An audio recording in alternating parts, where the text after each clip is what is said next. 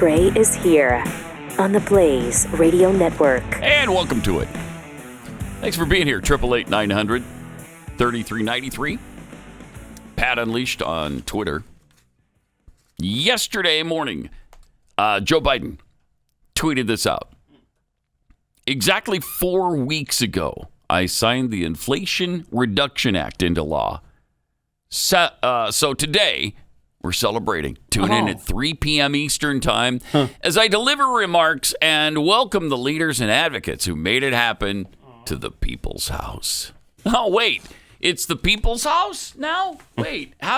When did that happen? Because I thought that about 900 some people were arrested for going into one of the people's houses.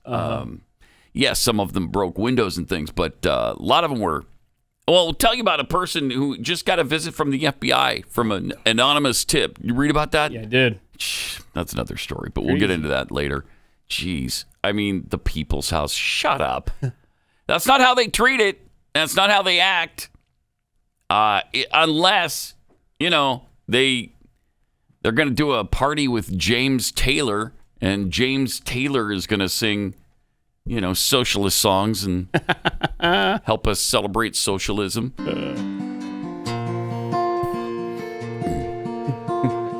Just yesterday morning, woo, party. They let me know you were gone. Suzanne Clancy may put an end to you. You can still sing. A little bit. Yeah, you can still sing. That's pretty impressive. Not really party music, though. As Katie No. Pavlich pointed out on Twitter, it's a song about suicide, addiction, and things ending badly. How fitting. Mm-hmm. Yes. How fitting that you would be doing this at this little celebration of the Inflation Reduction Act. It really is. He's a talented guy, though. He's a communist, but he's a talented guy. I hate that I like his music. Nancy Pelosi was at the party, and she borrowed a line from Jeb Bush, apparently. Kitchen table items for America's working families. Mr. President, thank you for unifying and inspiring a vision of a stronger, fairer, safer future for all, for our children. Your extraordinary leadership has made this glorious day possible. That's an applause line. That's an applause line. Please clap. These people are pathetic. Yeah. Jill was applauding. Jill was applauding. Okay. Yeah, of course Joe was applauding.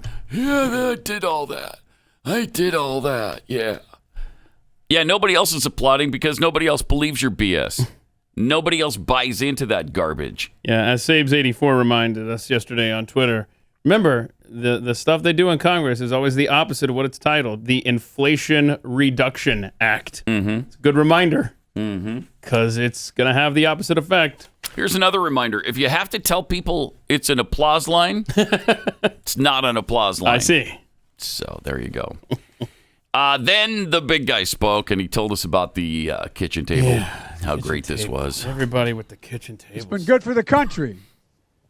But I believe Republicans could have and should have joined us on this bill as well. After all, this bill cut costs for families. Did it? Help reduce inflation at the kitchen table, because that's what they look at. How much are their monthly bills and how much do they have to pay out for the necessities?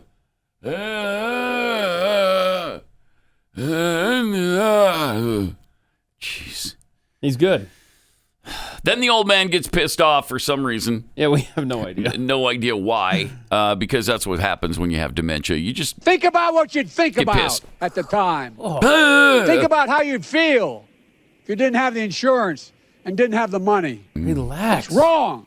All right. Hold on. What was that? Think about what you'd think about? Yeah. What was that? Play that again. Would you think about what you'd think about Think about at the what time. would you think about? Think about how what you'd feel. Think about. You Think didn't have the about. insurance and didn't have the money. Okay. It's wrong. Yeah. Oh, golly. Think about what you'd think about. Mm-hmm. You know? Why is that tough, Keith? Because you can't think about what you'd think about. You don't want to. You don't want to think about what you'd think about. But think about it. I'm busted. Think about it. Yeah. No. Think about it. No. So while the little shindig's happening there in D.C., You know, the stock market is having. Fox breaks in. Yeah, this is excellent. Watch this. For years, so many of us have been trying to fix this problem. But for years, Big Pharma blocked Medicare from negotiating lower drug prices. All right, I do not want to be a party crasher, but we interrupt this celebration for a hard, cold dose of reality. Stocks tanking because inflation is accelerating. The very inflation that the president said he's made great progress addressing, heralding his Inflation Reduction Act as the boon for the economy that we didn't see in a key number out earlier today. Welcome. Wow. Okay, so the stocks dropped almost 1,300 points. Yeah. While he's babbling about how great things are at your kitchen table. Yeah, it shaved 4% off of the stock market yesterday, and it was the worst single-day drop during Biden's presidency. I mean, think about what you'd think about. Thank you. This is pandemic time. This is June 2020 was the last time we had a 1,300-point drop in the stock market. But yeah, but at the kitchen table, things are good. Are they? Yeah. Are they? Yeah. Stock market now lower than it was on the day he took office as well. Oh my gosh. So good times, right? Good times. Obviously, a lot there worth celebrating. They celebrated the end of inflation and the healing of the economy. And just after this little event, the Atlanta Falcons celebrated Super Bowl 51, their championship in that game as well. I mean, this is insanity world. We are in I need another universe. I need another timeline, Pat. Find it for me, please. Because this is, I mean, this is a bizarro world. I mean, you say it. You repeat the lie often enough until people believe it. They're throwing parties because perception is reality, I guess, for people that are walking by the TV and not paying attention. Except people know at their kitchen table. Yes. What they paid to put on it. They know. They know what they can afford and what they can't afford, and that they're cutting back on things that they would normally buy because it costs too much, because they don't have the money for it, because their paychecks aren't keeping up with inflation at all. Anybody getting a 9% raise every year? I doubt it. And let's look at inflation over the past decade. Let's just take a quick peek at it. And look at that chart. Inflation over the last decade. Look at that. Holy cow. And that little marker there is where he took office. Oh. Right there, early 2021. Yeah, look at that. Boom. Wow. I mean, it's just ridiculous. So in other words, if you're listening to this, it stays pretty steady for the last 10 years. And then it gets to the Biden administration, and it's into the stratosphere. I mean, in 2011 under Obama, it spiked up to 4%, but then it went back down. And it was fairly steady, went up a little bit in some of the Trump years, but nowhere. It was under 3%. Looks like the entire Trump ride, under 3. And at some points, under 2. So then he takes over, and you look at the skyrocket, up to 9% inflation. Yeah, the story came out last week that in the last quarter, U.S. household wealth fell by a record $6.1 trillion. What's that kitchen table thing? There's nothing on it, Joe. There's nothing on the kitchen table. We can't afford to eat anymore. Thank you. Thank you so much for your presidency. Jeez. What the job they have done is outrageous. It's actually atrocious. If you're trying to destroy this country, they're doing a damn good job at it. Yeah. And if you wanted to, what would you do differently than Joe Biden has done? Nothing, because he's doing a perfect job at destroying the country. Inflation rose 0.1% in August, even with sharp drops in gas prices. I mean, gas prices are probably down, $1 since they were at their highs? Okay, I put the call out yesterday on Twitter because something's happening around here where it spiked 30 cents in the last 2 days. It has gone up 30 cents. Oh, I haven't filled up in the last 2 days. Has it really? Right, and people online was like, no, it keeps dropping here. I don't know what's going on. I tagged Greg Abbott because something weird's happening, at least around North Texas, where the gas prices jumped 30 cents in 2 days. What the hell? Really? I don't know. It's because the Queen died? I don't know. Did we lose the GPS coordinates on where she's at? I'm tired of these updates, by the way. Every time the coffin moves, we have to know where it is. But I've checked local or nearby places, and everybody's up 30 cents. Rob, do we have what the average is nationwide?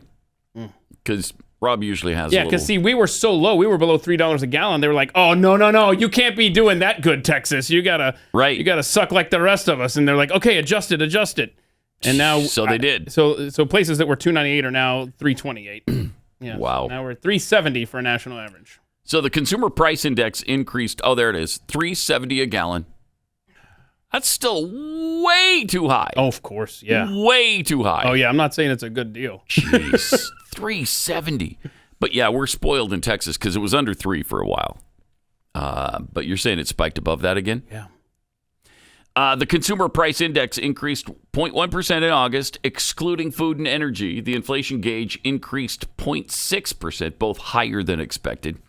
Costs were driven by increases in food, shelter, and medical care services, offsetting a sharp decline in gas prices. Real average hourly earnings adjusted for inflation rose 0.2% for the month. However, they remained down 2.8% from a year ago. So earnings are down, inflation is up. Correct. That doesn't seem to be a good combination to me. That doesn't seem reason for party. Does that seem to be a reason for a party to you? We're throwing a party 4 weeks to the day of the passage, and whatever's happening, be damned. We're having a party, y'all. Meanwhile, how about this abomination? U.S. Army recommends food stamps for soldiers struggling with inflation. Inexcusable. The fact that you'd even have to recommend food stamps for our soldiers, for America's best and brightest and America's most courageous, who are willing to put their lives on the line, have to be on food stamps? Inexcusable. The U.S. Army is recommending soldiers apply for SNAP benefits, also known as food stamps, to help cover their rising costs from inflation. Despicable. God, man, oh man. U.S. Army cites the higher prices on a range of goods because of inflation in its recently released official guidance. With inflation affecting everything from gas prices to grocery to rent, some soldiers and their families are finding it harder to get by on the budgets they've set and used before. Soldiers of all ranks can seek guidance, assistance, and advice through the Army's Financial Readiness Program. And so that is the program that's, go ahead and get on food stamps. Yeah. Perfect. A nation that asks its soldiers and their families to go on SNAP. It doesn't feel like a superpower. Rather than paying them a wage that allows them to, live on their own and have and just be independent of government assistance. It's infuriating. Sure is. It's despicable. Meanwhile, Pete Buttigieg is interested. Oh, this is going to help with everything. Gas prices and stuff? Yeah. He's interested in California's ban on new gas cars as he weighs a national policy. Don't do it, Pete. Wow. Don't do it. Yeah, it's interesting that you would ban gas-powered engines by 2035. Yeah, we should think about doing that nationwide. What if we did that? Hey, what if we just banned all vehicles? Wouldn't that be great? Don't say it out loud, bro. I don't trust these people. I know. Last month, the California Air Resources Board issued new rules requiring 35% of new vehicles to produce zero emissions by 2026. Remember that? Mm-hmm. A standard that will progressively rise to 100% by 2035. Get out now while you can, Californians. So that's something that we don't mention that often, is that 35% has to happen by 2026, 4 years from now? Hell, 3 years from now, really. That's not possible. It's impossible. It just can't happen. It's not going to happen. And so then what are you going to do? Wow. But this will all combat climate change, of course, because climate change is going to kill us by 2030.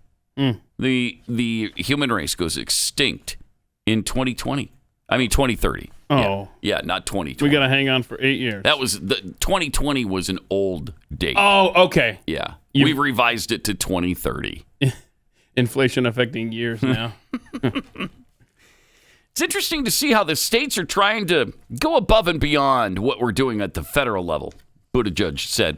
I'm really interested in those developments. While we continue to set a national policy that's the baseline for all of this, we need to move in the direction of electric vehicles.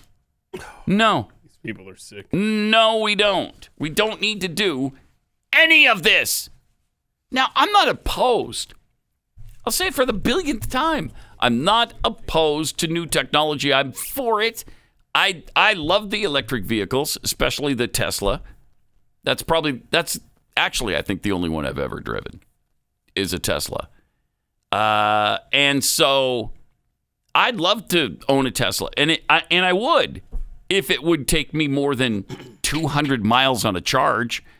If there were charging spaces all over the place where you could conveniently pull in, charge up in 5 minutes, be on your way.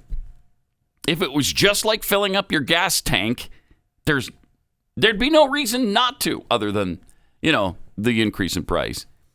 Yeah. Other than that, if they had a model of a Tesla, wouldn't everybody want one that was affordable and that you could fill up or charge up wherever, and it was super convenient and it was really quick? I think millions more would own electric vehicles. So you know that obviously the cost of electricity getting out of hand, not only in this country, but definitely in Europe, where there's a guy on Twitter who tweets out what's happening over there. Peter Sweden is his name. He goes, the price for charging an electric car at Circle K in Norway is now $9 per kilowatt hour, meaning that it would cost $90 to fully charge a Tesla. This is more expensive than filling up a gasoline car. Oof. So what's the point of having an electric car? Thank you. Yeah, right. Yeah, and this new prime minister there in Britain, people have made sure that I know that she's wanting to do fracking. She wants nuclear plants. I think they're drilling in the North Sea now, or planning to under her. I heard some really conservative policies coming out of her administration. Mm-hmm. It's interesting because I thought she was a liberal. Yeah, I mean, well, no, because remember, this is Boris Johnson's party picked her, so she is. I don't know. Is she a Tory? I don't know. I'm not going to get. Okay, she is a Tory. All right, cool. Mm-hmm. So, but she did hang out at the WEF. We know that as well. Yeah, that's that's what that kind of threw me. Mm-hmm. So I don't know. We'll see. But yeah, I mean, I think see. But I think that's interesting, isn't it? These countries got to realize your back is against the wall. Well, it's critical in Europe because if you don't realize your back is against the wall, you're going to be killing people this winter. It's just as simple as that. People will die because they can't afford the prices you're charging for energy. They can't afford to heat their homes at the price you're charging. They can't do it. So what's going to happen? Well, when it gets really cold, people will freeze to death. That's what's going to happen. It's bad enough in the summer when they have these unusual heat waves because they don't have air conditioning. So people die of heat stroke in the summer, and then they die of cold in the winter because they can't afford it. If only there was some way to adjust the temperature indoors. If only. And somehow you could power that. If only. And, it didn't cost a lot. Well, Glenn was talking about his trip to Italy yesterday, and I guess, nobody, they're like the rest of Europe, even though they're warmer, they're a warmer climate than most of Europe. But like the rest of Europe, nobody has air conditioning. Nobody. So when it gets hot, it's just miserable wherever you are. And then they go on these European vacations and don't check on their elderly, and their elderly die because nobody checked on them, and they died of heat stroke or whatever in their home. It's really outrageous. So is that what you want for the United States of America? Because that's what they're trying to bring to us. Mm-hmm. That's what they're trying to do to us. They're trying to Europeanize the United States. And in fact, they're doing that in a more extreme way than even Europe is. Well, in Europe, they're going to start drilling for oil. Never thought I'd heard that. Well, in Europe. I mean, it's incredible. They want us miserable, man. Yeah. They want to bring us down. And it's just flipped. So now we're the leaders in liberalism. Yeah, it's going to be great, because when you're on your deathbed, you're going to be like, man, I just wish I'd done more to shrink my carbon footprint. Yeah, right. Yeah, you're going to really wish you had, because as you leave the earth, you want to know that you've recycled, and that you contributed to a 0.00001% drop in CO2. Those are the two things you're going to be most worried about. Think globally, act locally, Pat. Right. It's beautiful, Keith. It's beautiful. Put that on your bumper. Do you have room for another bumper sticker, though, on your No, car? it's completely filled now. Eesh. I could put it on top of one of the existing bumper stickers. Yeah, but what would you cover up? I don't know. It's something about Tibet or something? Yeah, maybe. Yeah. Although, how can you get rid of the Tibet? I mean, that's back page now. Yeah. No one cares about Tibet anymore. Except for Richard Gere. Richard Gere cares. That's right. Richard Gere cares. Let me tell you about iTarget Pro. In Joe Biden's America, criminals are exalted. They get out of jail early. They're just set free to commit more crimes, and the police are condemned. Sad to say, but you need to be prepared and properly trained to defend yourself and your family. Thankfully, there's iTarget Pro. This revolutionary system allows you to dry fire practice with your actual firearm anytime in the safety and privacy of your own home. No more inconvenient trips to the range. And with inflation causing the price of ammo to skyrocket, it was already skyrocketing before the inflation, by the way. So this will save you a ton. And sometimes you can't even find the ammo. So all you have to do is download iTarget's proprietary app, load the laser bullet into your firearm, and start your training experience. It's fun. It's high tech. You can get the kids involved because it's super safe. iTarget will help you develop muscle memory, sharpen target reaction speed, sight alignment, trigger function, and more. iTarget Pro comes in all the major calibers, including .223, so you can stay sharp with pretty much anything. Go to itargetpro.com right now, save 10%, plus get free shipping when you use the offer code PAT. Makes a great gift. Maybe you're thinking about Christmas early. This would be the thing. And it's less expensive than a few hours at the range. That's the letter I, then targetpro.com. itargetpro.com, offer code PAT.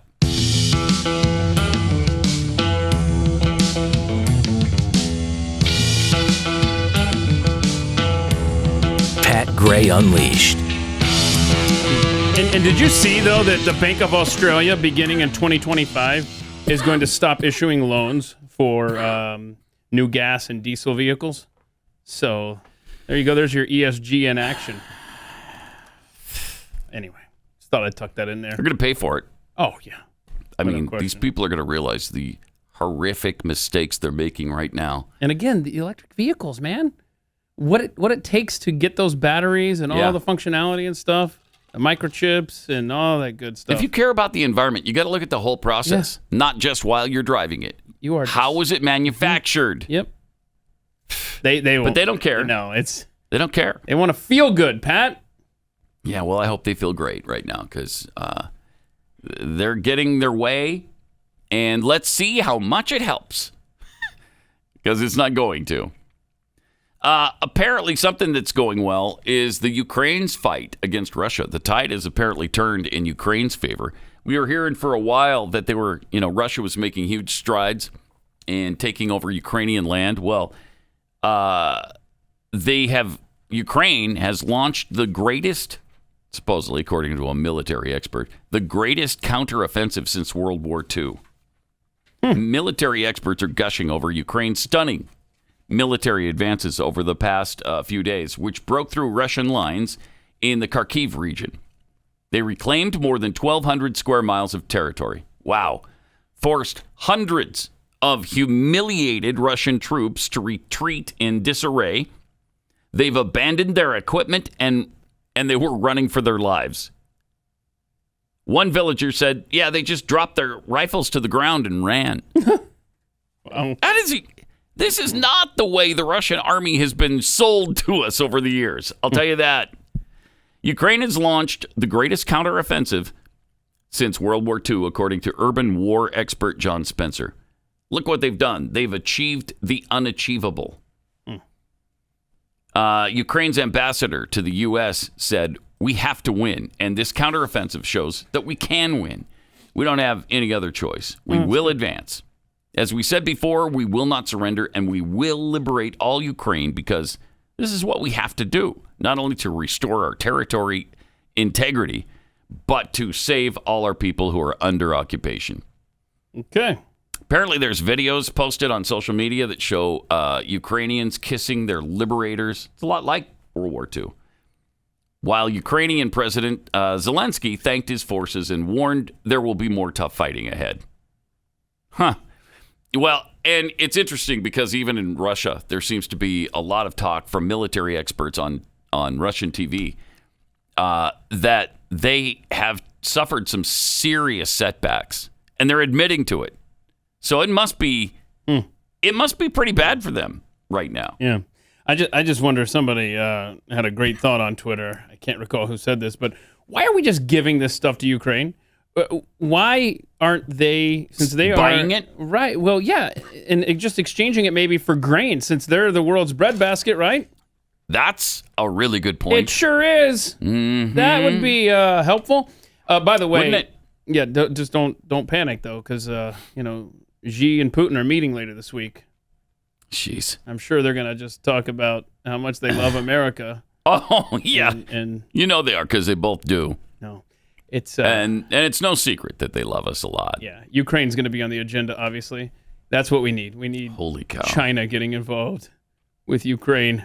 Well, with Russia, you mean? Well, with Russia in Ukraine. Yeah, is what I'm saying. If they show up there and all of a sudden you see Chinese troops fighting in Ukraine, that's not good. Not good at all. I'm going to go out on a limb and assess that as not good. But apparently. Taiwan has been lobbying the EU about getting some possible sanctions against China. So China's going to be involved in Europe real soon, it feels like. What are the odds that the United States imposes sanctions on China? I'm thinking 0. That's what I'm thinking. They're not going to do it. We're too dependent upon Chinese crap being delivered to us. I don't know. Zero Hedge is reporting that we're actually considering that too.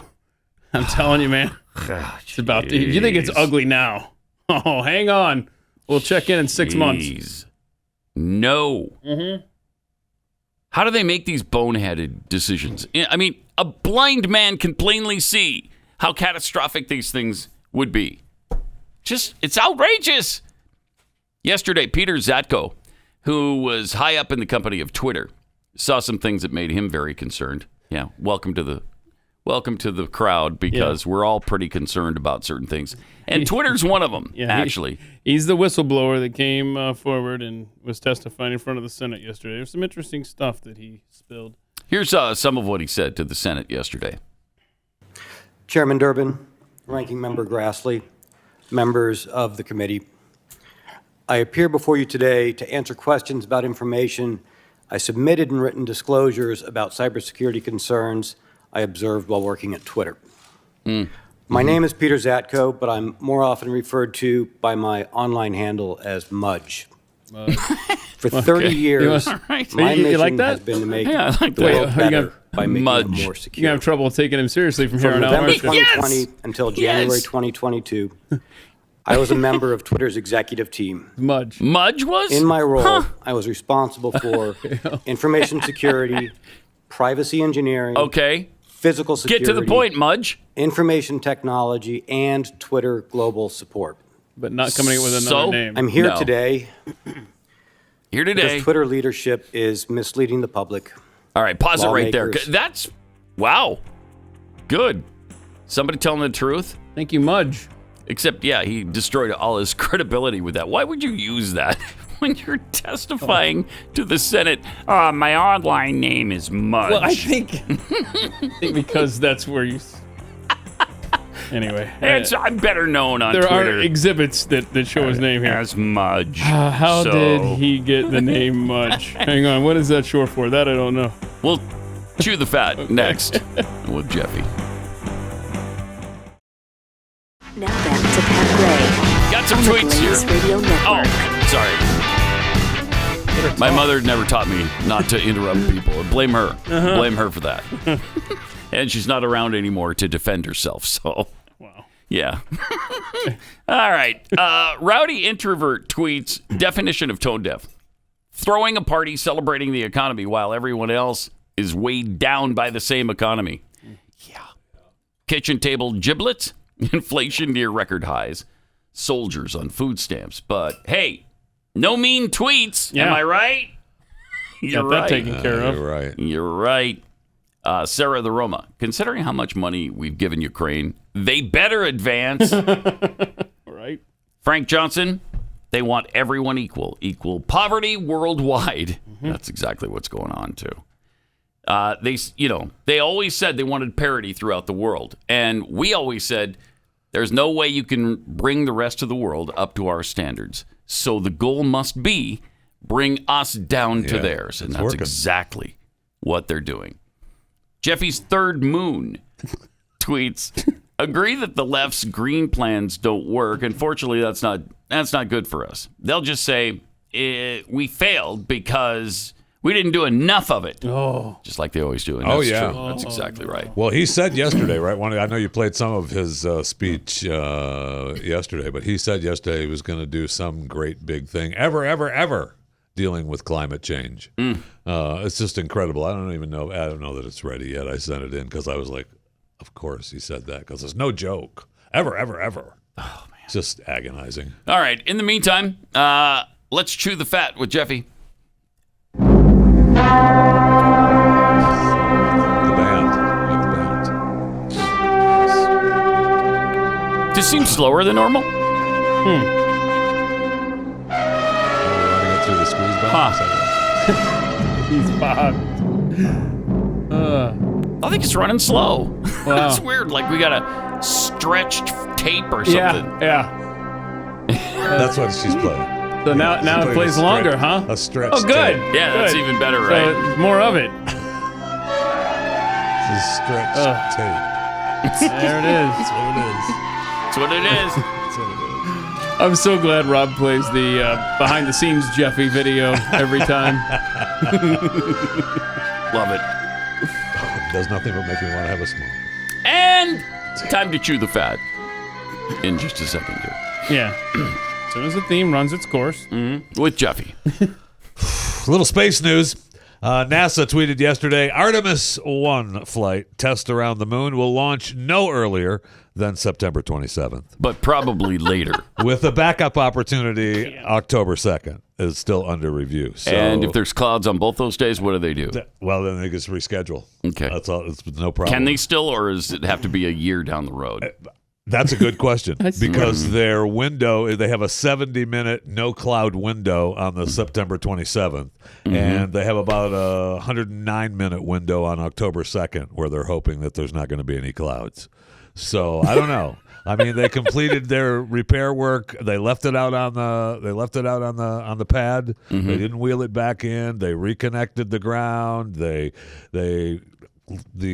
hot liquid hydrogen fuel feed line where the two seals were replaced, and then they flex sealed it and super glued it and gorilla glued it shut. So I guess we're fine now. Okay, we're just gonna test it, and we're still set so far for the crewed mission in 2024.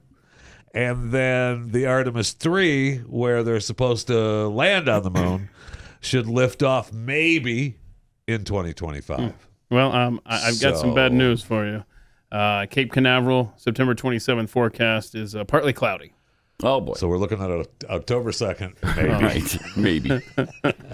Blue Origin suffered a minor little mishap earlier this week. Rocket failure, roughly a minute after liftoff, forced the company to perform an emergency abort mid-flight, triggering the spacecraft's escape system. Luckily, there were no humans on board, but took off. And you see it. Hey, something's wrong. Go. Yeah. All right, so it went up and looks good. Cleared the tower. See, she's in a good mood. And it's And then headed. no. no. There's a problem. Boy. So boy. we've got to disengage, and it did what it was supposed to do. All right, the main. Yeah. Okay. It There did what we it was go. supposed to do, and they've confirmed the launch anomaly, adding that hey, the escape system worked like it was supposed to. The precious cargo was saved. The rocket, and they noted that the rocket impacted the ground instead of landing upright like it normally does. So I believe that means it crashed to the ground. So I guess all the rockets now for New Shepard have been grounded pending an investigation by the FAA. No injuries or public property. That's all Bezos's space land out there, and they don't know what caused the rocket failure. They're looking into the issue. It was without humans, like I said. It was I don't know what they had as far as the mission.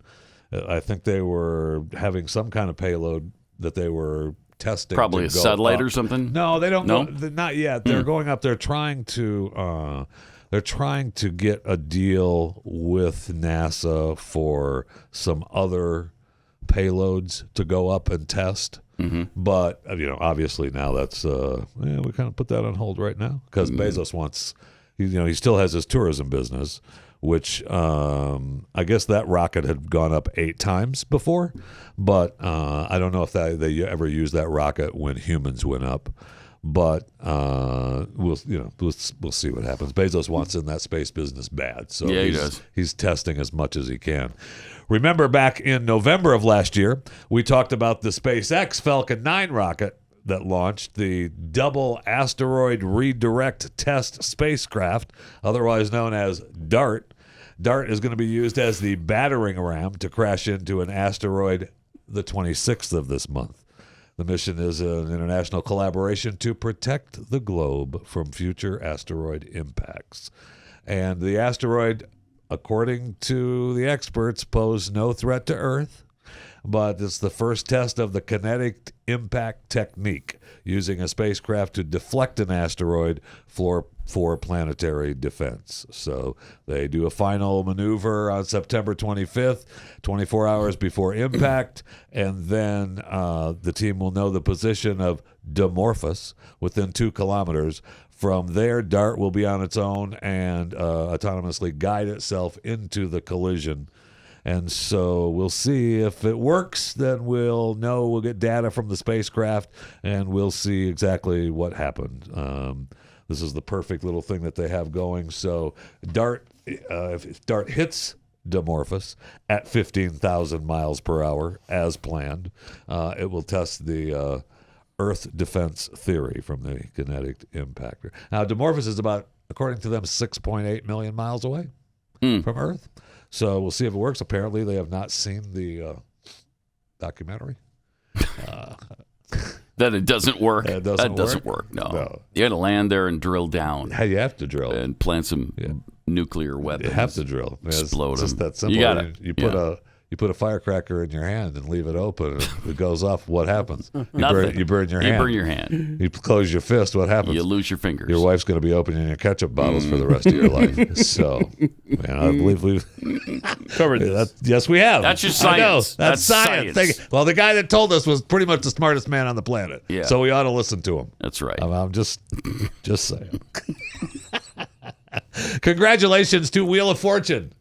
This week, they began the 40th season of Wheel of Fortune.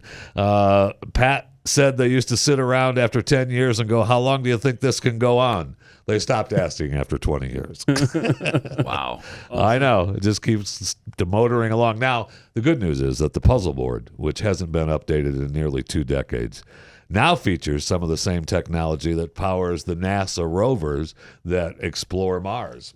Wheel of Fortune now unveiling to us an updated puzzle board this season, and it is high tech. When Pat Sajak and Vanna White first took over the show, Vanna had to manually turn the puzzle board pieces. That was too Before hard. this, I would touch the hard. edge of the letter because it was a TV monitor. Right. Now it's a flat screen. Oh, see? That's how. See, it works. There's a laser, and I can run my hand over it. I don't even have to touch it.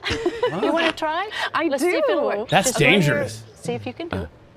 And look at that. Ta-da! The technology is called LiDAR, and it's been used in self-driving cars as well as on distant planets. It stands for light detection and ranging, and it uses a network of lasers to measure movement and distance. Now, NASA's been using it since the 70s, but it's finally available on Wheel of Fortune. I mean, Vanna can't be expected to turn those dials over. Right. No, not even touching. What are Too we, hard. What are we, It's cavemen? too hard. Yeah. No, that's just can't. I just feel like if you get too close to it, it could trigger the wrong letter.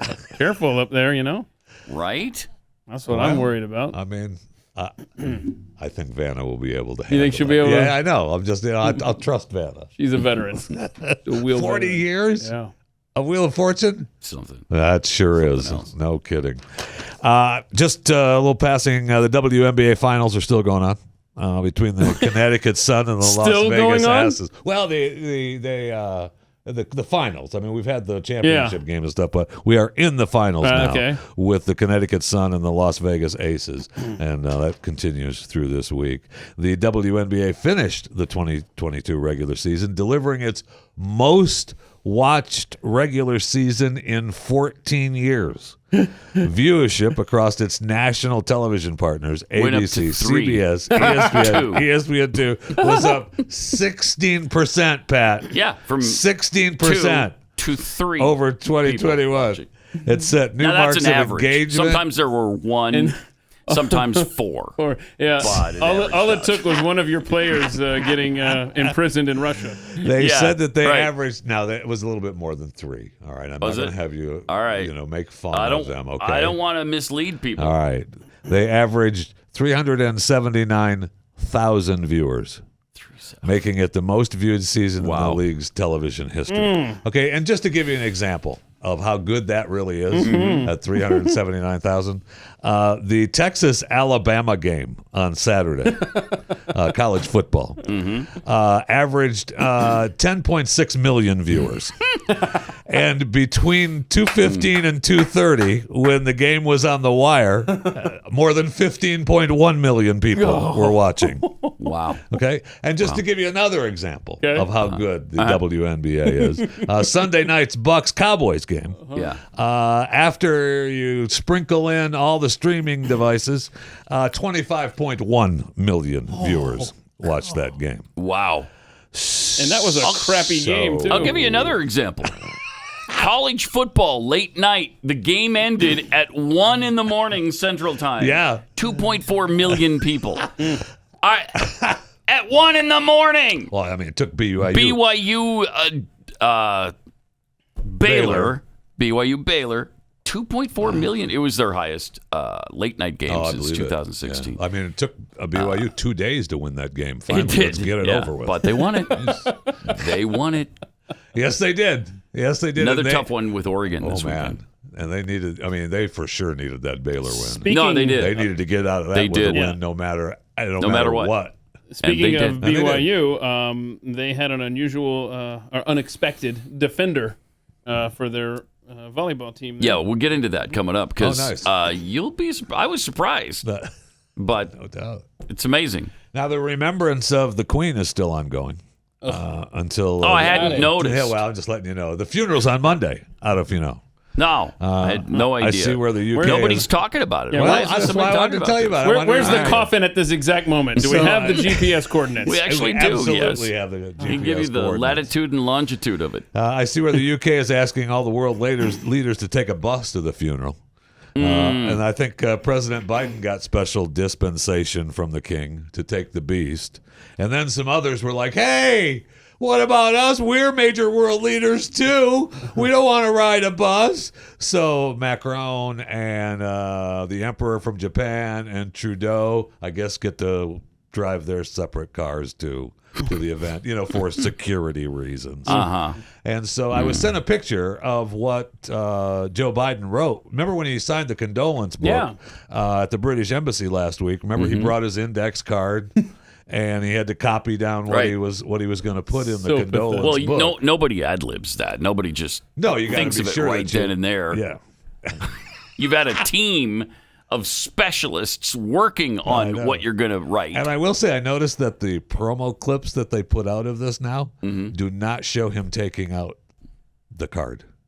Oh, I'm They sure. all jump to him signing. Yeah. It's pretty incredible. But We know what it's in? I was sent a copy of wow. what he signed You were in the condolence book. Oh, good. And it says, "Dear Queen, sorry to hear you died. I really like listening to your Bohemian Rhapsody, Joey B."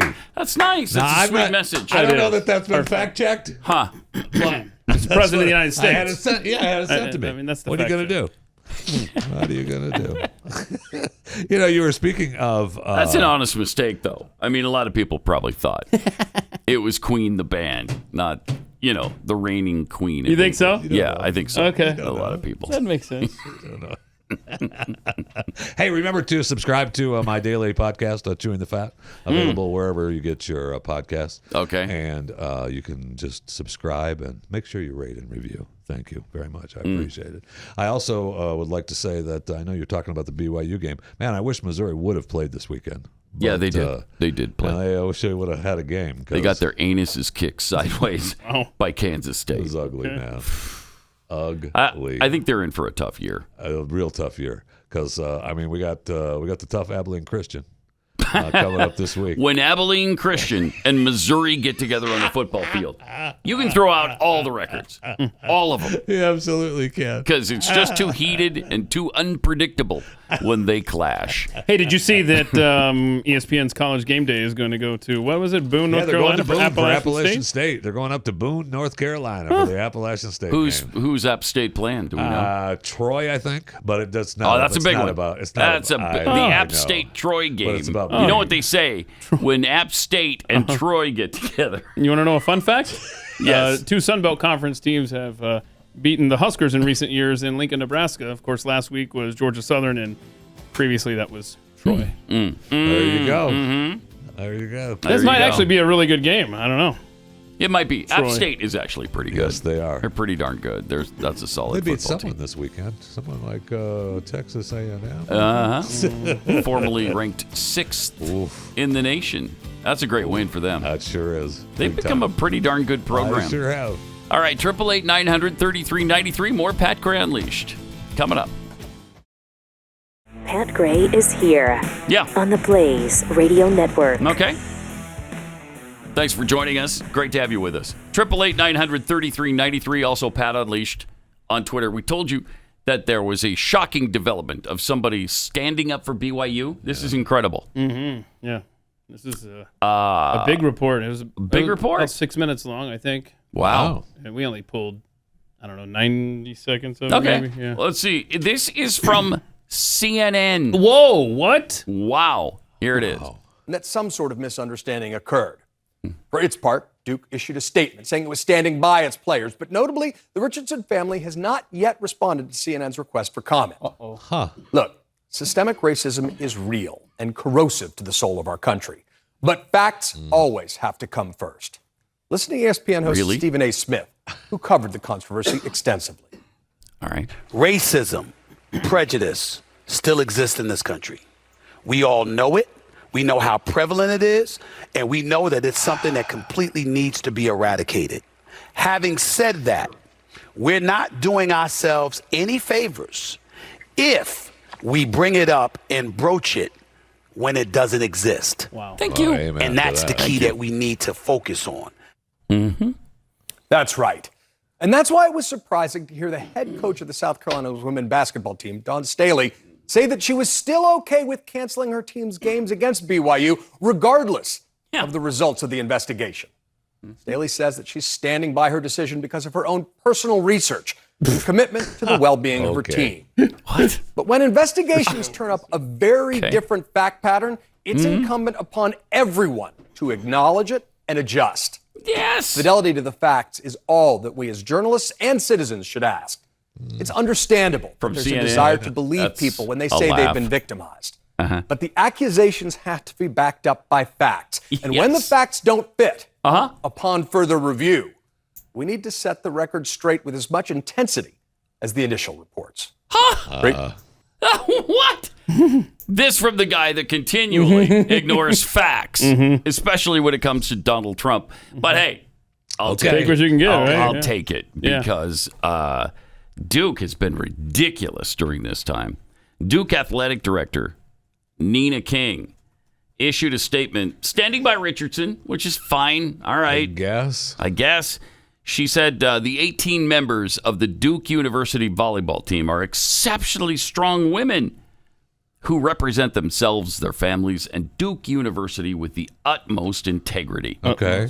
We unequivocally stand with and champion them, especially, this is the line where they crossed over into stupid land, especially when their character is called into question. Duke Athletics believes in respect, equality, and inclusiveness, and we do not tolerate hate and bias. That road goes both ways there, Duke. And you do have to pay attention to the facts. Yeah. First of all, BYU didn't call into question anybody's integrity. No, not They once. didn't do that at all.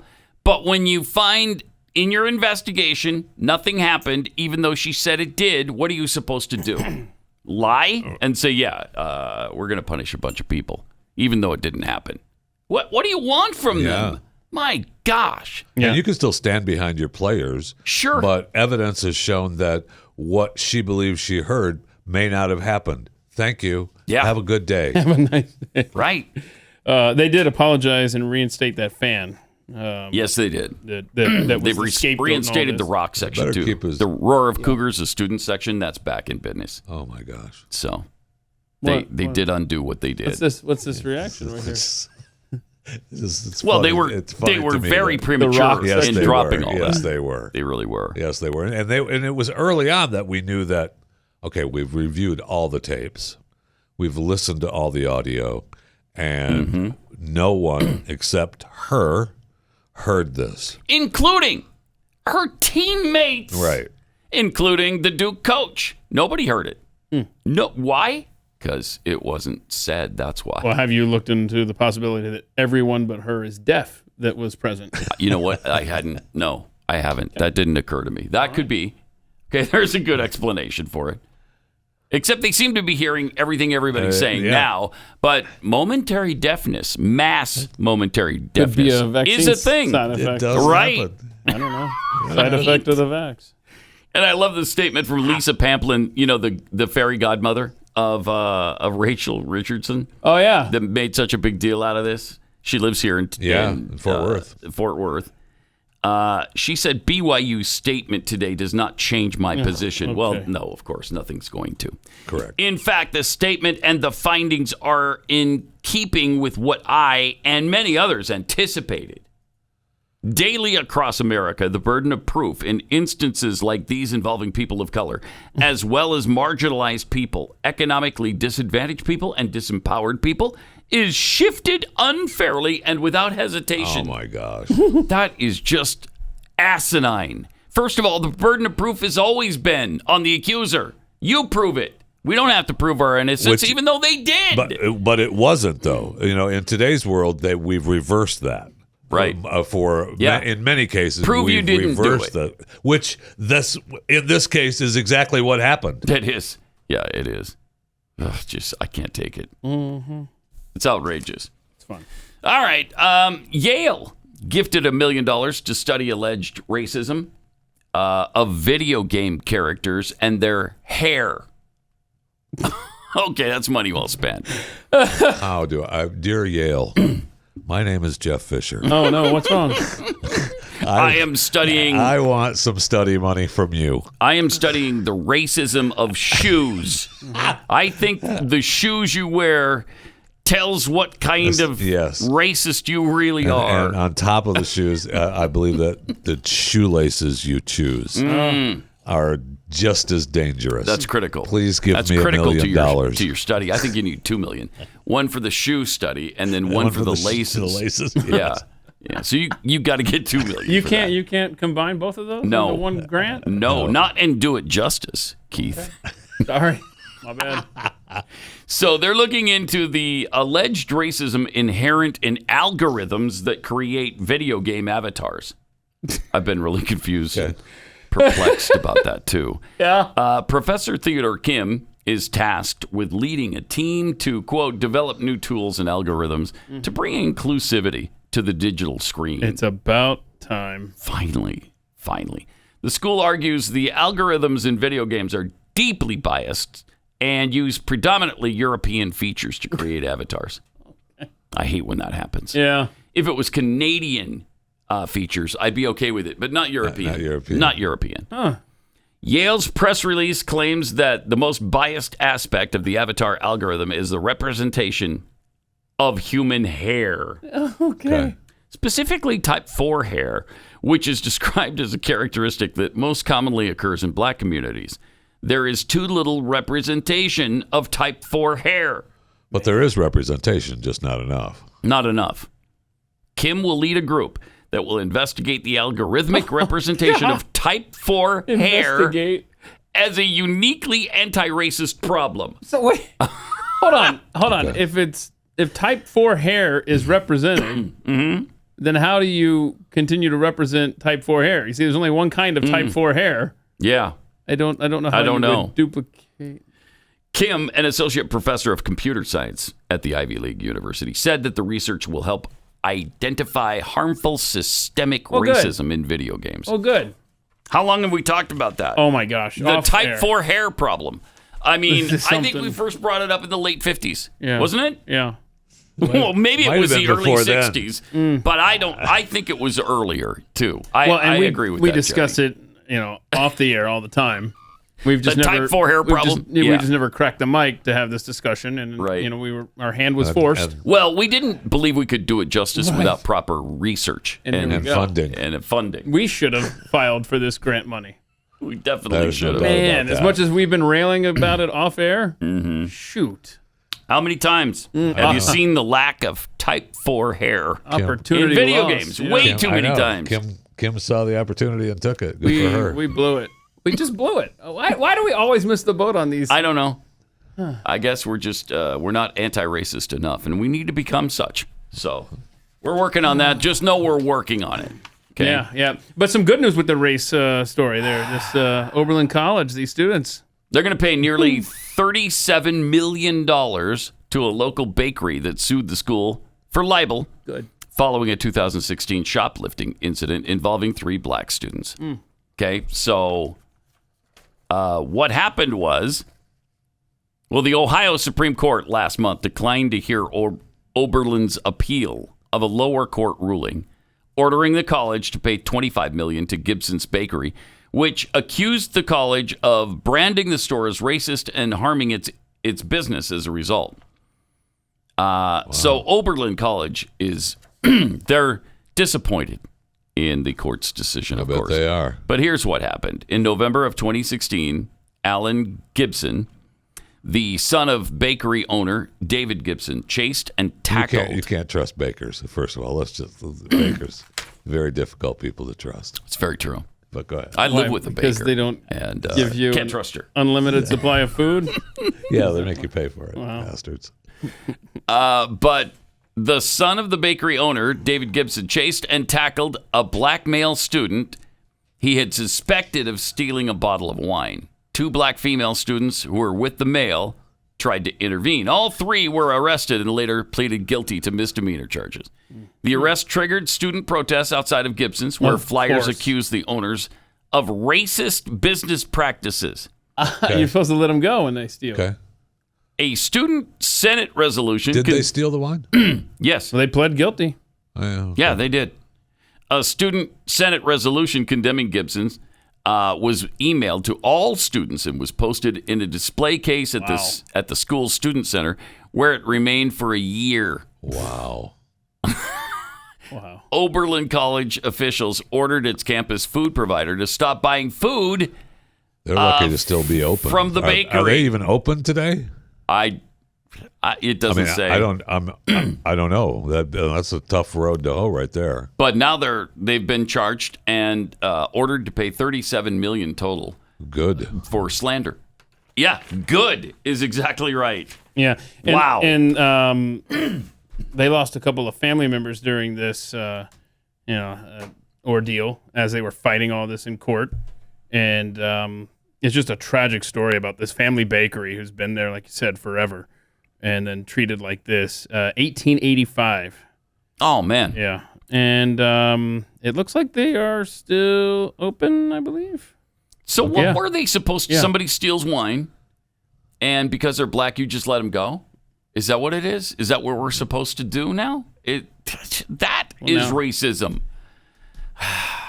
And we encounter it all the time in stories like this. Yes, we do. And they don't see the irony of it at all. Wait a minute. So you're saying it's okay for black people to steal wine? Is that what you're saying? Because that's racist. You're saying they can't be held to the same standard as everybody else. It's reparations. In society. That's what's her face, the 1619 project or whatever stupid project. That's what she believes. Yep. Wow. All right. Let me tell you about real estate agents I trust. Have you tried to sell a home lately? I mean, it depends on where you are in the country and the market conditions that you're facing as to how hard it's going to be. But in every case, it's stressful. And you just want to make sure that you get the most money out of your home. And so what do you have to do? What do you have to replace or fix in order to get the most out of your home? Well, that's where the realtor comes in. They can help you decide on renovations or changing things or painting or whatever you're doing. You need that kind of service. And it's provided by Real Estate Agents I Trust. It's Glenn's company, and so they vet these agents very carefully. So they're going to see you through the entire selling process from the day you interview with them until the minute you sign on the dotted line. And the same goes for buying a home. Partner yourself with a competitive winning machine.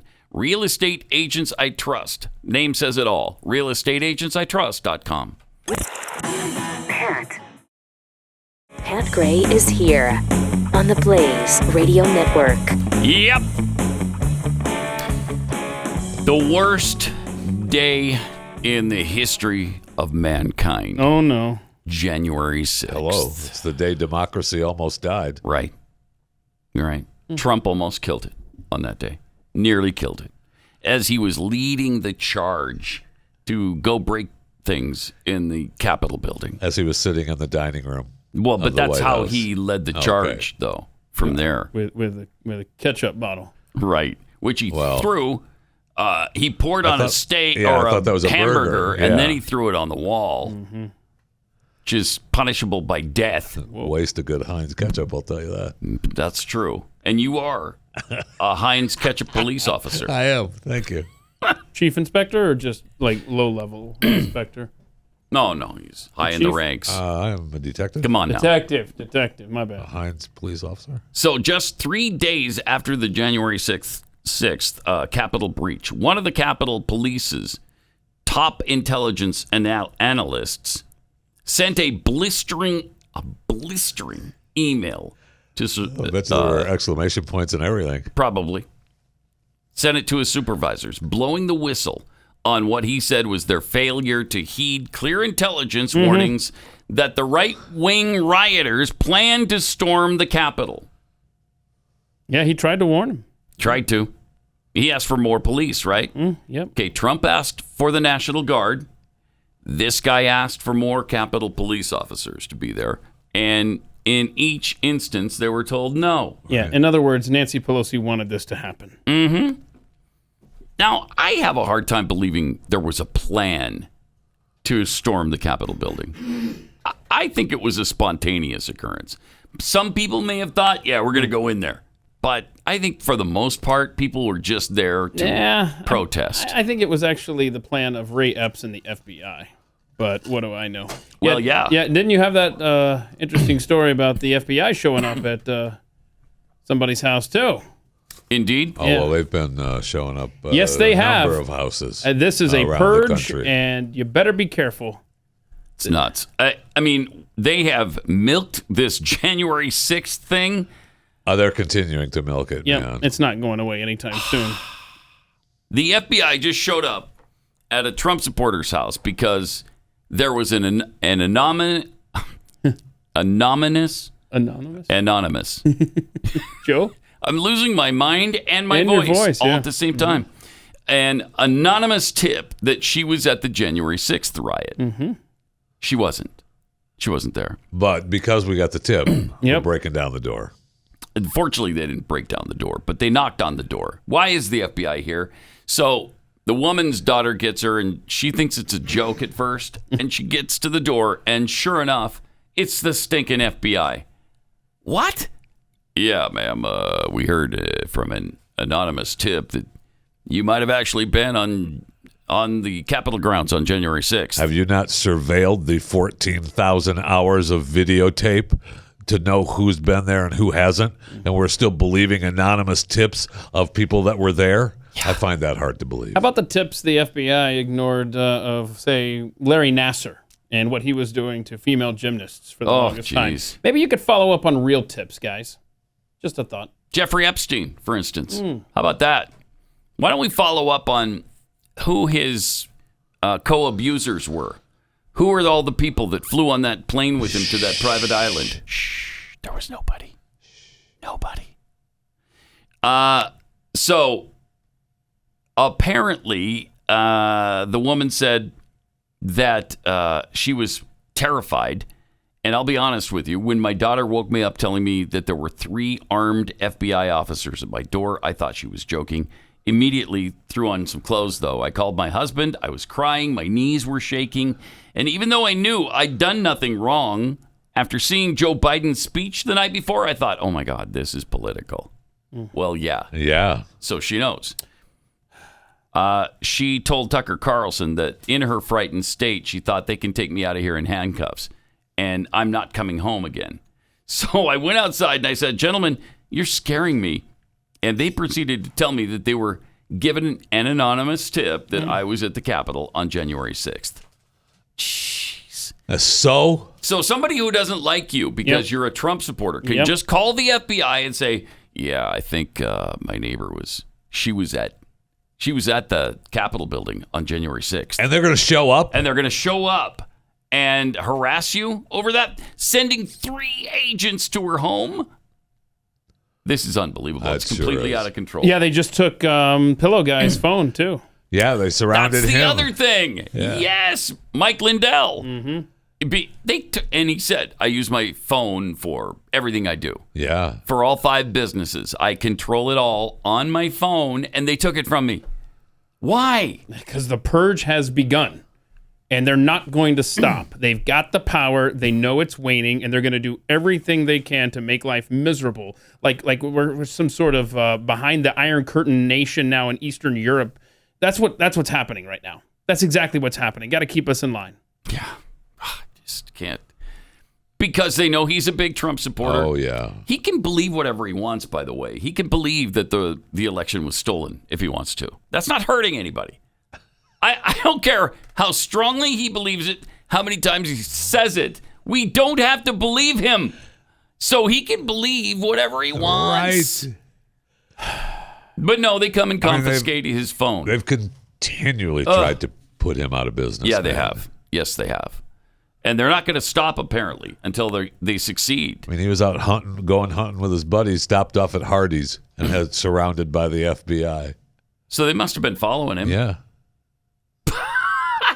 Hardee's. That just goes to show you that multimillionaires eat the same way we do. He said they stopped. They were getting something. They were going to get something to eat at Hardee's.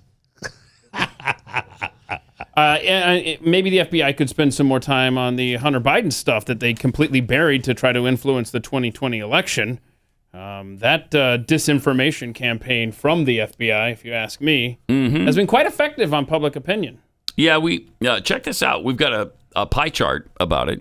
Do you think that the Hunter Biden laptop is genuine, or is it Russian disinformation? Now, we know for a fact it's genuine. Yeah, absolutely. But 59% of Americans still believe. No, 41% believe it was Russian disinformation. 59% do believe, yeah, it's genuine. How do you get 41% of America when it's been proven positively that it is Hunter Biden's laptop, and they still believe it was some conspiracy? And we know that the FBI was involved in the whole Russia disinformation campaign now, right? I mean, that's pretty much been proven fact. And did you see that as this federal government and this Biden administration continues to go after those on the right as domestic terrorists, ultra MAGA, white supremacists, Have you seen quietly what they've been doing behind the scenes with the 9/11 terrorists, offering them leniency, as in maybe we'll let go of the death penalty. We won't seek that for you guys perpetrating the biggest crime on America that happened over 20 years ago. Yeah, I say just set them free. Yeah. You know, why not? They will. It's been long enough They now. will. They will. Yeah, they will. They absolutely will when this is all said and done. If Biden stays in power, they will. Sometime during his administration, set them free. It's despicable. Again, I've heard it said that these are some of the worst people, that these are the worst people to ever be in charge in this nation. I've heard that as well. Yeah, I've heard that someplace. This is news to me. Really? That these are bad people running the country? Very bad people. Like evil people running the country. It fits. Huh. Somebody said it. I can't remember who. Pat Gray. Pat Gray returns. I do. On the Blaze Radio Network. We got some breaking news here. We're just hearing, I just saw this on Fox. Okay. The Queen has died. The Queen of England in the British Empire. Is that confirmed? Has died. Where has this been? I don't know. They just said they Apparently were moving. it happened days ago. They were moving the coffin to Westminster, and I thought, why haven't we heard about this? Yeah. Why it hasn't come across my phone. You said you saw it on TV? Yeah. I mean, she's no longer living. They wouldn't have put her in the coffin and still alive, right? I don't want her buried alive. They better check and make sure, because this is the first we're hearing of it. Yeah, I don't know. Just go with it if that's what you saw, a graphic or something. I mean, could they cover this? I'm telling. Harder than they're covering it? CNN is much worse than Fox on by this. a lot. Yeah, it is literally their COVID chart that they kept up there for 2 years. That's all it is. Every segment, we have to know exactly where the coffin is. It's on the tarmac. It's en route. It's in the bow room of Buckingham Palace. We know everything about this coffin. I can't take it. Pretty amazing for somebody that really we don't have a tie to. I mean, there's no reason for us to know anything about the Queen, what she does, what she did. Is there? It was important. How does that affect our I think when lives? she died, it was proper to pay respects. Yeah, and mention it, and point out, wow, what a historic figure, and now she's no more. But for this kind of coverage, it's now out of hand, and you knew it was gonna be. You knew it was gonna be like this. Man, oh man, and we still have 4 or 5 days of it. We sure So do. how long will the commemorative magazines be on the shelves? A year, probably. Yeah. And then we'll have to hear about the anniversary of her death. Oh, no. Oh, man. Then the anniversary of her burial. And, I mean, where does it stop? It doesn't. Bless her heart. She seemed to be really popular and really a good queen. I guess she did her ceremonial things pretty well. It's a tough gig, right, Jeffy? Yeah, that's why he wants it. That's why he wants it. I guess she worked hard for that $98 million a year. Hold on. Well, more than that. I mean, that's from the government, though, right? Because Balmoral, that was hers. She owned that. That's the family's property. I think they own all business. those properties. Not all of them. Some of them belong to the state, too. But Balmoral for sure was part of the family. That's hers. That's a working estate, and that's her money separate from the state. So, Jeffy, Postmaster General, Pope, or King of England? Which would you prefer? Oh, King. Yeah, that's a high-paying gig. That's a good gig. What right other there. world leader makes $100 million a year? You know what the president makes? $400,000. I mean, as Postmaster General, you don't have the footman, and I want a footman. Okay, I got it.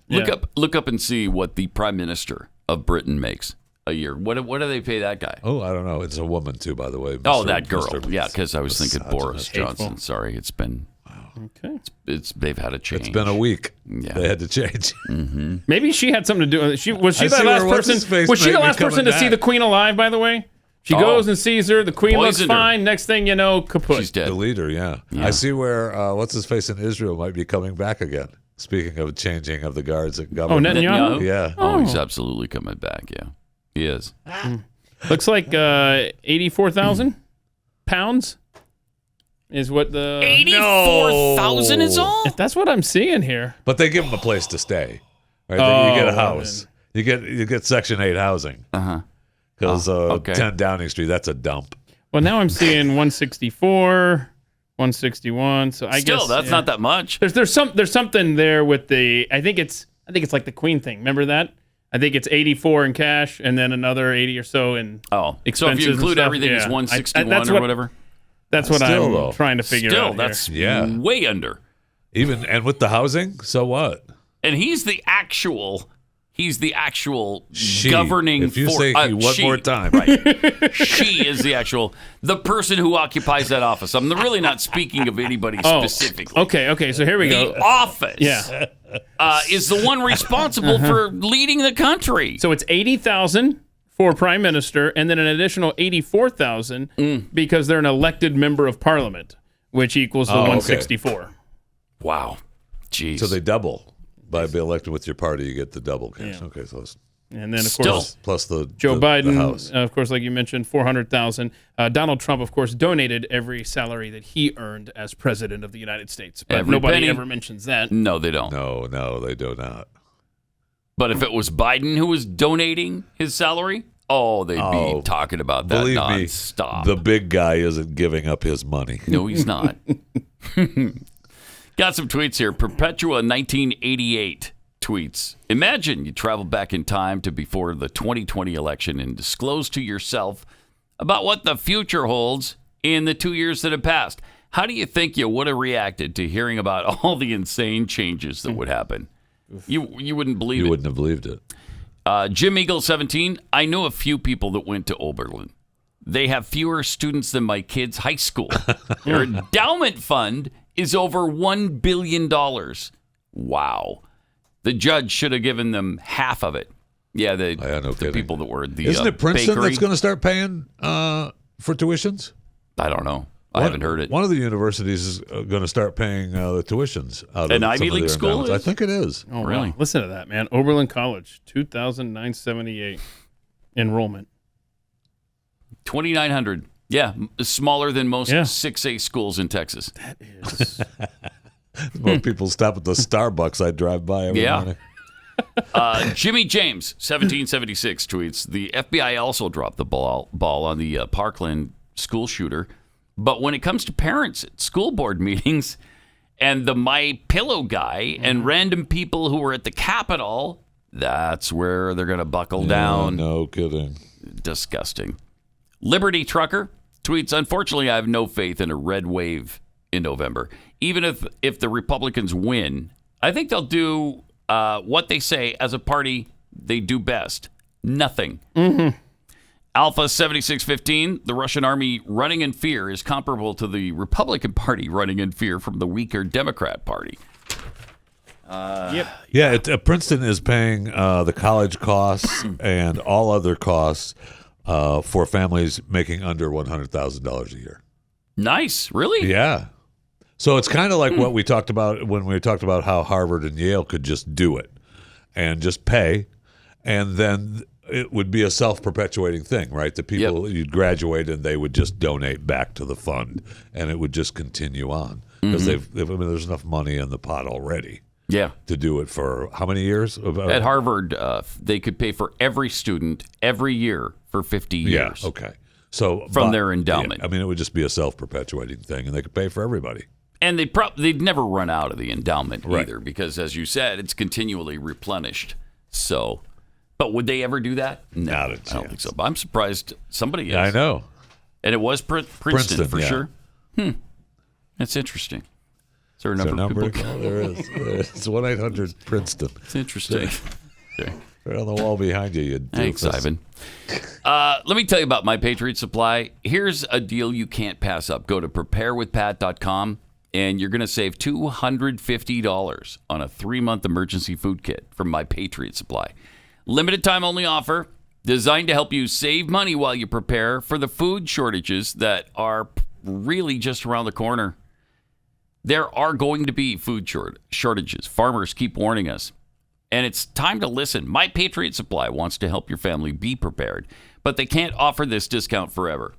This sale ends soon. Go to preparewithpat.com and you'll save $250 on each 3-month kit you need.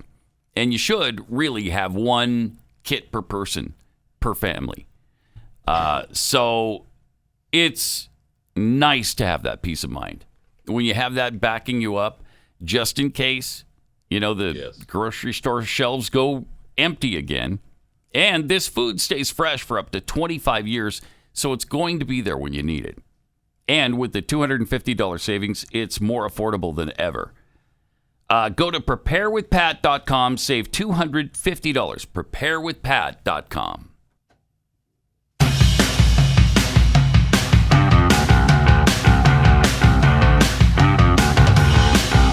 This is Pat Gray Unleashed. All right. We started into the Peter Zatko situation. He was a guy who was high up in the company at Twitter, and he saw some things that he was really concerned about. And so yesterday, let's just start back at the top because it's been so long now. He went to the Senate to talk about it all. Chairman Durbin, Ranking Member Grassley, members of the committee, I appear before you today to answer questions about information I submitted in written disclosures about cybersecurity concerns I observed while working at Twitter. My name is Peter Zatko, but I'm more often referred to by my online handle as Mudge. Mm-hmm. Yeah. For 30 years, my mission has been to make the world better by making it more secure. Me too. That's from November 2020 until January 2022. Okay. I was a member of Twitter's executive team. In my role, I was responsible for information security, privacy engineering, physical security, information technology, and Twitter global support. Wow. It's a lot. That's a good gig. I'm here today because Twitter leadership is misleading the public, lawmakers, regulators, and even its own board of directors. Doing it for a long time. What I discovered when I joined Twitter was that this enormously influential company was over a decade behind industry security standards. That seems... The company's cybersecurity failures make it vulnerable to exploitation. Causing real harm to real people. And when an influential media platform can be compromised by teenagers, thieves, and spies, and the company repeatedly creates security problems on their own, this is a big deal for all of us. When I brought concrete evidence of these fundamental problems to the executive team and repeatedly sounded the alarm of the real risks associated with them, and these were problems brought to me by the engineers and employees of the company themselves, the executive team chose instead to mislead its board, shareholders, lawmakers, and the public instead of addressing them. That doesn't seem good. Again, suboptimal, I think. Surprised that they voted to sell it to Elon. Yeah. But that, of course, seems over. It seems over now. It's going to court. I mean, that's what the Disney CA, the ex-Disney Iger. Yeah, I didn't know this. Iger said in a call or a format where he was being interviewed that Disney was looking at buying they were going to buy a few it years ago. Wow. And they were having the same issues with that Elon was having. Yeah, when bots. they were like, nope, you know what, we're out. Too many bots. Yeah. So here's more from Peter Zatko. So what are the problems I discovered? Two basic issues. First, they don't know what data they have, where it lives, or where it came from, and so, unsurprisingly, they can't protect it. Yeah. And this leads to the second problem, which is the employees then have to have too much access to too much data and to too many systems. Wow. I mean, you can think of it this way, which is it doesn't matter who has keys if you don't have any locks on the doors. And this kind of vulnerability is not in the abstract. It's not far-fetched to say that an employee inside the company could take over the accounts of all of the senators in this room. Well, given the real harm to users and national security, I determined it was necessary to take on the personal and professional risk to myself and to my family. Were they threatened from Twitter? Of becoming a whistleblower. He's going to cry. Mudge is going to cry. Mudge, it's okay. Dude, man up. Man up and don't cry while you're testifying. Twitter's threatening him, man. Mm-hmm. Boy. So he discussed the geolocation, among other things, behind the scenes of the big Twitter experience he had.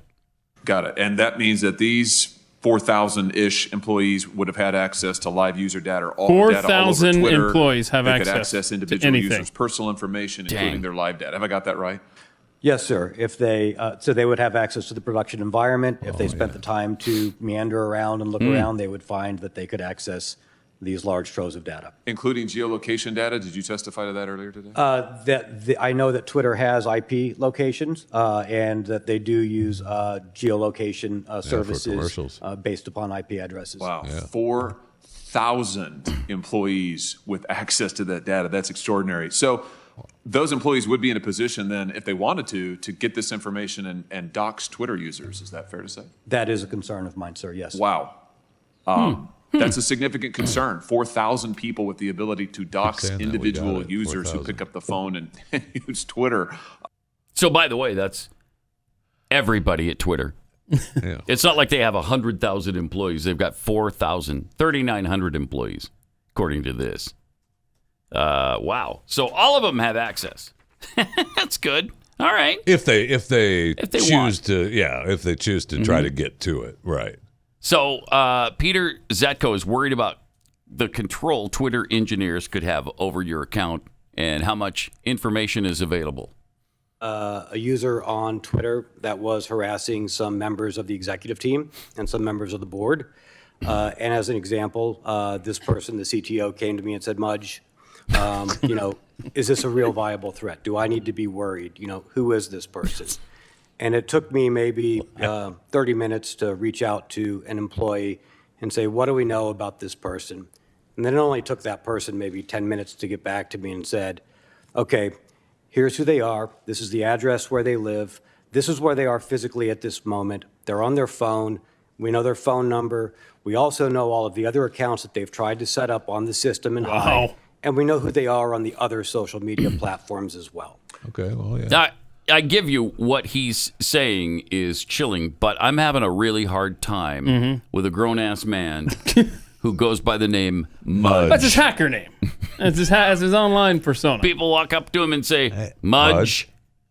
You can see with all this information why this government wants to be in such close cahoots. I mean, they're all we've turned over our lives to these social media companies. All of us have. We've all clicked yes, and we're okay with it. Yep. I mean, unless you are going to go out in the middle of the woods and it sure is tempting. You don't have to go in the middle of the woods not to participate in Twitter. But I don't know. You do, I think. I don't know that you can speak to this, being that you're Mr. Twitter and you're on it constantly, right, man. That's really true. Mudge too. He said something apparently though that really got Senator Josh Hawley's attention. When you say Twitter engineers could tweet as anybody, tell me what that means.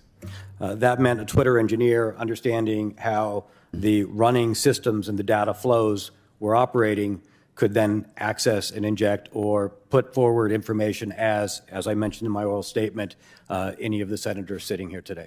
And have you ever seen that happen? Not directly.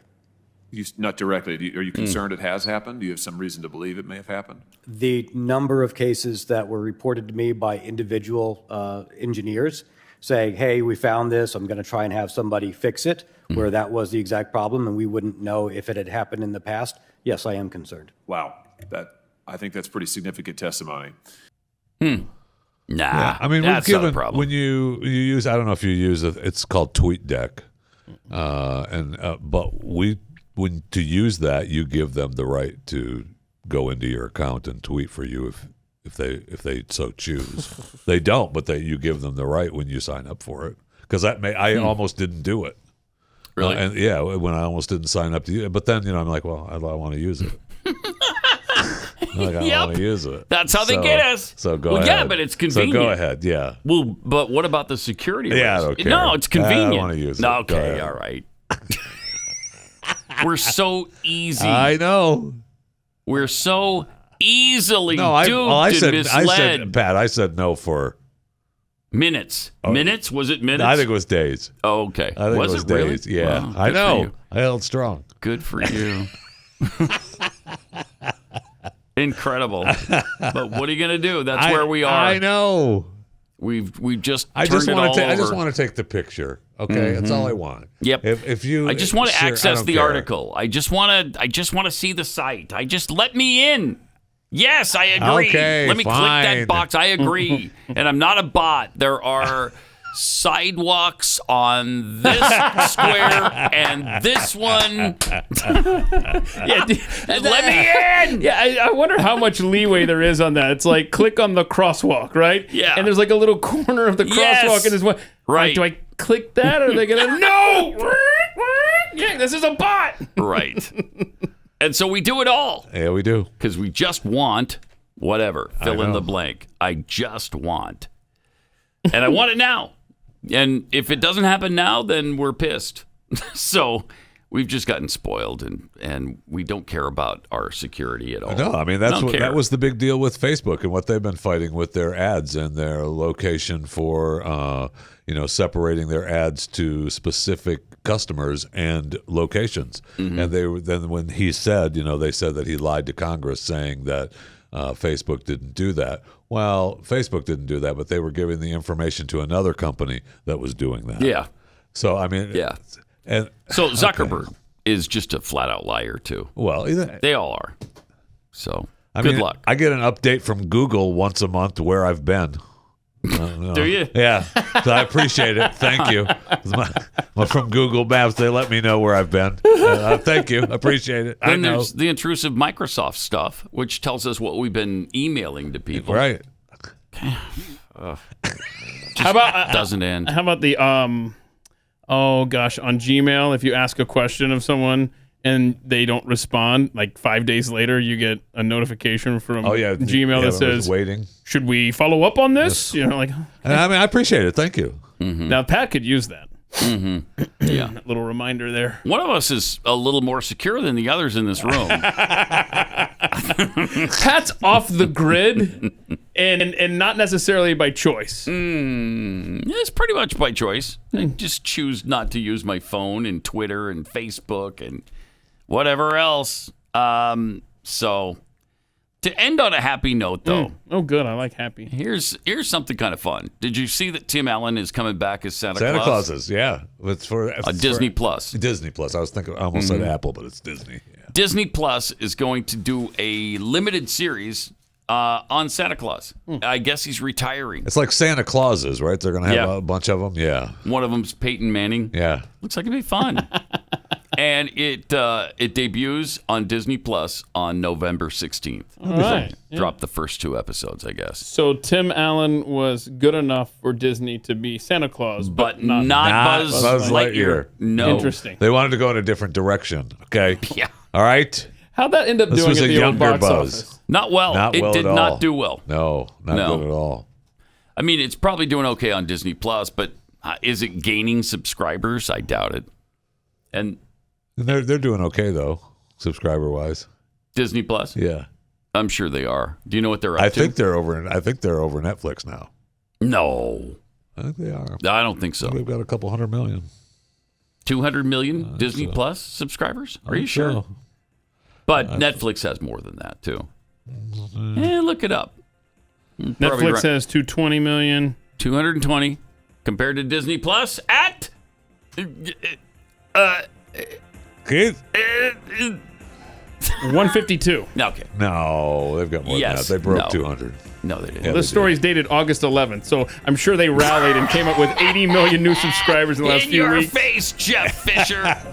In your face. True. Okay. All right, so you guys are going to be doing overtime? Yeah, we can argue about this on overtime. I'll be filling in for Stu next on the Glenn Beck program, and we'll see you back here tomorrow. Pat Gray Unleashed.